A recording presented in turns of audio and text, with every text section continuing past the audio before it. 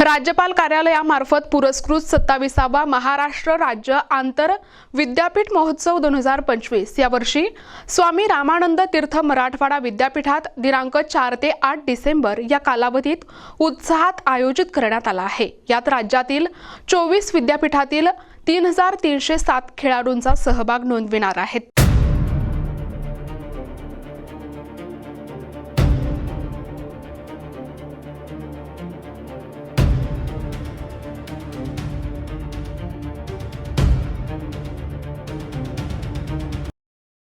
या क्रीडा महोत्सवात badminton, table tennis, volleyball, basketball, kho kho, kabaddi, बुद्धिबळ आणि ॲथलेटिक्स या 8 प्रकारांचा समावेश होता। यात राज्यातील 24 विद्यापीठांतील 1721 मुले आणि 1586 मुली असे एकूण 3307 खेळाडू सहभागी होणार आहेत। खेळाडूंसह मार्गदर्शक आणि व्यवस्थापकांची संख्या 576 असणार आहे। तसेच स्पर्धेसाठी 276 पंचांची नियुक्ती विद्यापीठातर्फे करण्यात आली। या महोत्सवाचे उद्घाटन दिनांक 4 डिसेंबर रोजी सायंकाळी 4:30 वाजता महाराष्ट्र राज्याचे माजी मुख्यमंत्री तथा राज्यसभा सदस्य अशोक चव्हाण यांच्या हस्ते होणार आहे।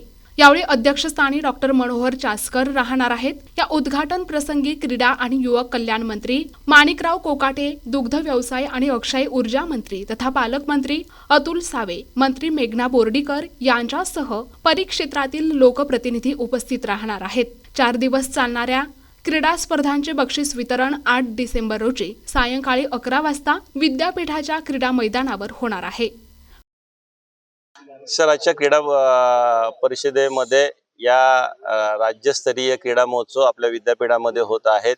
त्यामुळे या वेगवेगळे 8 प्रकार इथे खेळले जाणार आहेत। 4 डिसेंबर टू 8 डिसेंबर या दरम्यानच्या कालावधीमध्ये एकंदरीत 3307 खेळाडू, 576 व्यवस्थापक, 276 पंच असे सगळे या ठिकाणी इन्व्हॉल्व होणार आहेत। आणि टोटल जी आहे 4929 एवढं संख्या सगळी या ठिकाणी आपल्या पाहुण्यांची येणार आहे। त्यांचं सगळं नियोजन आपण पुढचे 5 दिवस करणार आहोत। त्यासाठी माझी टीम एकदम अलर्ट मोडमध्ये काम करत आहेत।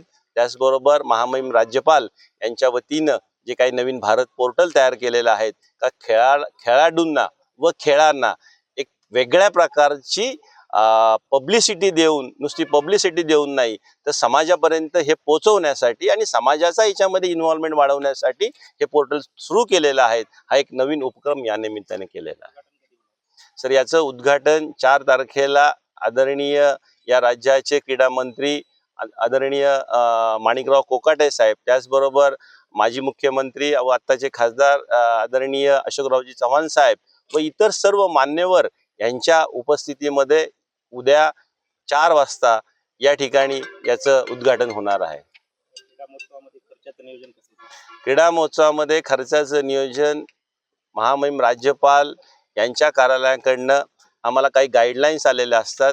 या खर्चासाठी त्यांची एक समिती असते आणि त्या समितीच्या मार्गदर्शनाखाली कुठल्या हेडला किती खर्च करायचं ह्याचं सगळं ठरलेलं असतं आणि त्याप्रमाणे त्याचं नियोजन चालू आहे।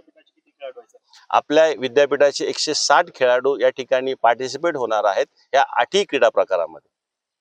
त्यांची राहण्याची वगैरे व्यवस्था काय, त्यांची भोजनाची व्यवस्था काय, या सगळ्यांचं आपण केटरिंग, नाश्तापासून तर रात्री डिनर पर्यंत ह्यांना सगळ्यांची व्यवस्था विद्यापीठामध्ये केलेली आहे। त्यांना हॉस्टेल, वेगवेगळी हॉस्टेल आपण आदरणीय बाबाजी जे काय आपले आहेत गुरुद्वाराचे मुख्य बाबा बलविंदर सिंग यांनी आपल्याला काही त्यांची गुरुद्वाराची जी काही राहण्याची जागा आहे त्या उपलब्ध करून दिल्या आहेत। त्याचबरोबर विद्यापीठातील सर्व वसतिगृह, अजून काही आपण बाहेरचं घेऊन या ठिकाणी ह्या सगळी 4000 किंवा 5000 जे काही आपल्याकडे लोक आहेत त्यांची राहण्याची व्यवस्था अतिशय व्यवस्थितपणे आणि माझे सगळे प्राध्यापक या ठिकाणी करत आहेत। मुलींच्या सुरक्षेसंदर्भात काय?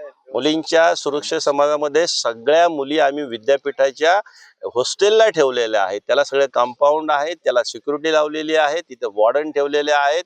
त्यांचं गरम पाण्यापासून तर सगळ्या सुविधापर्यंत त्याची आपण काळजी घेत आहोत। आणि PVC असतील, आमचे प्रकुलगुरू असतील, रजिस्ट्रार असतील, संविधानिक अधिकारी असतील, आमचे व्यवस्थापन परिषदेचे सन्माननीय सदस्य असतील, हे सगळे याच्यामध्ये प्राध्यापक, व्हॉलेंटियर्स हे सगळे याच्यामध्ये नियोजनामध्ये सहभागी आहेत। क्रीडा महोत्सवाचा संदर्भानं काय आवाहन कराल?